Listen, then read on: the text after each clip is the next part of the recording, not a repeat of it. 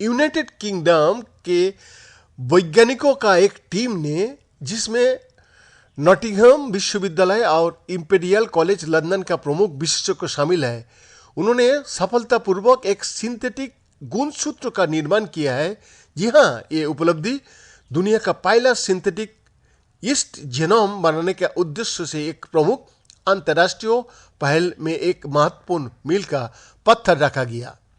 यह कार्य जो सेल जेनोमिक्स में प्रकाशित हुआ है, यूके टीम द्वारा ईस्ट जीनोम के 16 गुणसूत्रों में से एक को पूरा होने का प्रतिनिधित्व करता है, जो सिंथेटिक जीव विज्ञान में अब तक की सबसे बड़ी परियोजना का हिस्सा है और अंतर्राष्ट्रीय सिंथेटिक खमीर जीनोम सहयोग।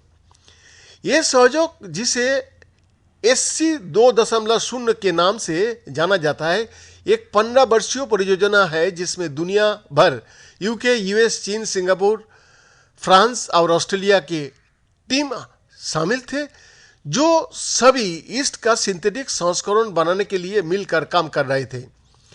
गुणसूत्र इस पेपर का साथ साथ अन्य टीमों द्वारा उनके सिंथेटिक गुणसूत्र का वर्णन करने वाली 9 अन्य प्रकाशन भी आज जारी किया गया है। जीनोम परियोजना अब तक का सबसे बड़ा सिंथेटिक जीनोम का अंतिम समापन अगले वर्ष होने की उम्मीद है। यह प्रयास यूकोरियोट के सिंथेटिक जीनोम का निर्माण करने वाला पहला प्रयास है। एक नाभिक के साथ एक जीवित जीव जैसे कि जानवर, पौधे और कवक परियोजना के लिए ईस्ट पसंद का जीव था, क्योंकि इससे अपेक्षाकृत कॉम्पैक्ट जीनोम और DNA का एक साथ जोड़ने की जन्मजात क्षमता होता है, जिससे शोधकर्ताओं को ईस्ट कोशिकाओं के भीतर सिंथेटिक गुणसूत्र बनाने की अनुमति मिलती है। मनुष्य का खमीर के साथ एक लंबा इतिहास रहा है, हजारों वर्षों से इसे लेकर, और इस बैंकिंग और शराब बनाने के लिए पालतू बनाया गया है और हाल ही में इसे रासायनिक उत्पादन के लिए और हमारी अपनी कोशिकाओं को काम करने के तरीके के लिए एक मॉडल जीव का रूप में उपयोग किया जाता है। इस संबंध का मतलब है कि हम किसी भी अन्य जीवों की तुलना में ईस्ट की आनुवंशिकी के बारे में अधिक जानता हूं।